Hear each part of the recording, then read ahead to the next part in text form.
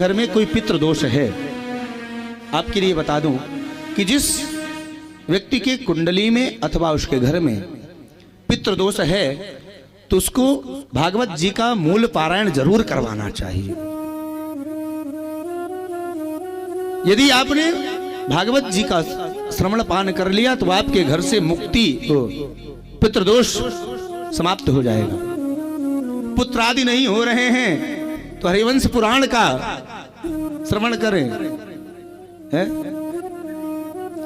यह भागवत सब कुछ प्रदान करने वाली है, जिसकी मुक्ति अपने पितर देवताओं के लिए कम से कम जीवन में एक बार तो भागवत कथा जरूर करवानी चाहिए हर व्यक्ति को।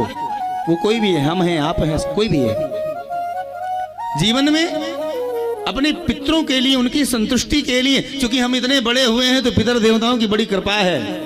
जब पितर नाराज हो जाते हैं तो महाराज घर में ना तो पैसा रुके, ना तो धन दौलत रुके, कुछ रुकता ही नहीं है। व्यक्ति परेशान रहता है, कभी ये बीमार है, कभी वो बीमार है, कभी वो बीमार है। हमारे तरफ एक कहावत है कि आई गई घर से भी ले गई है। आज महाराज गोकुल जी महाराज ने सप्ताह वाचन किया, जैसे आप लोग करवा रहे हैं।